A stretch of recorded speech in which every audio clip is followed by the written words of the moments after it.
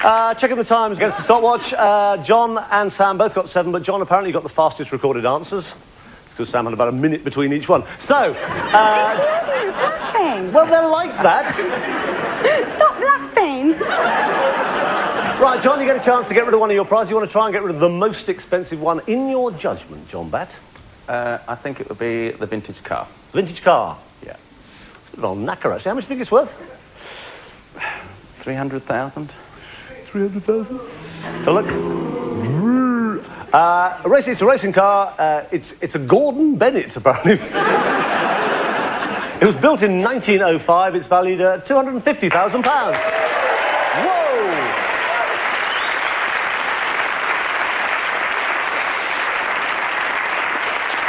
John getting rid of the first bit of his million. His total now goes down to 750,000. Now, that means that John at the moment is our biggest loser so far. This time, though, our newly made millionaires have to give me correct answers, but in the wrong order. Okay? In fact, each time they've got to give me the answer to the previous question. So come on, John, here we go.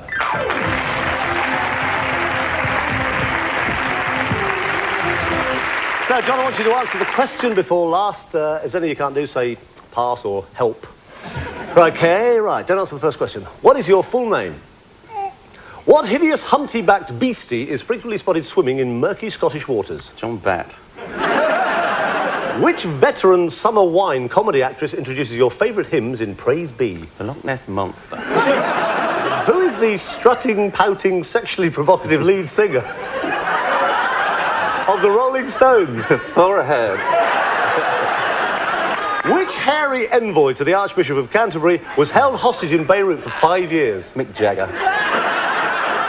Name the big, fat, foul-mouthed comedian famous for telling dirty jokes at his Manchester Embassy Club. That's Terry Waite.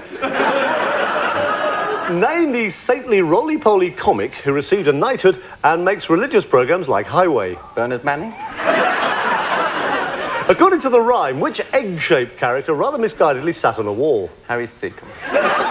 Who was the larger-than-life Liberal MP for his hometown of Rochdale? Humpty Dumpty. One more. On his wedding day, it's traditional for the groom to carry who over the threshold? Cyril Smith. Cyril Smith, well on, John, back you go.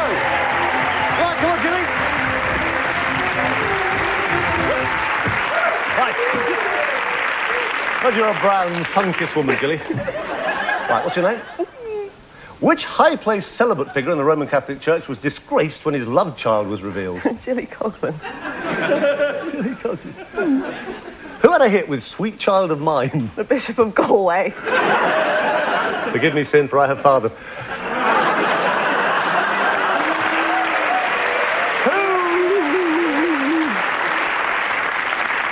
Who had a hit with Nessun Dorma? Guns N' Roses.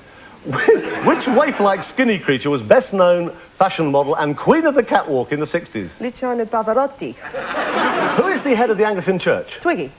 What silly character has got grey skin and big floppy ears which help him fly? The Archbishop of Canterbury. In the Tory cabinet, some call him Tarzan, others call him... Dumbo. The golden-haired temptress who bared her all with Michael Douglas in Basic Instinct was... Michael Heseltine. Who scored with every team they played with at Wembley? Sharon Stone. Sharon Stone! Well done, Julie, off you go! Come on, Sam, move, Sam. Okay. Concentrate, Sam. Yeah, I will. Okay, I'm over here, Sam. I'm not looking at you. Very wise. You've missed nothing. I know. Right, what's your name? The controversial Ulster figure, famous for their loud, hectoring voice, is the Reverend... Sam Reddish. Let it come, Sam. Come on. That was the tricky bit, Sam. Right, okay. Which Irishman says, it's the way I tell them? Don't know. Ian Paisley. The most recent completely insane, ridiculously dressed screen joker was... Carson. Frank Carson. Petra was the only one of many dogs over the years to have been associated with... Jack Nicholson.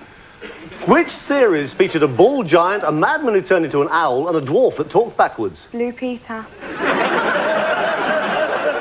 Bridget Nielsen first really came into the public eye because of her... Twin Peaks. The opposite of heaven. Married to Sylvester Stallone. Mike Smith's TV quiz is... Hell. And Adolf Hitler's last words before he blew his brains out were...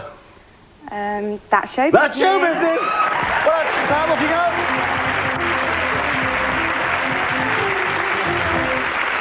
You see, Sam, you could do it, couldn't you? Right, OK, so Jilly's got 10, John's got 10, so Jilly, John, you can both get rid of a prize. Jilly, what do you want to get rid of? I think I'll go for the 5 ingots. You want the ingots? OK, John, what do you want to get rid of? You want to get rid Same, 5 ingots. You go for your ingots. How much do you think they're worth?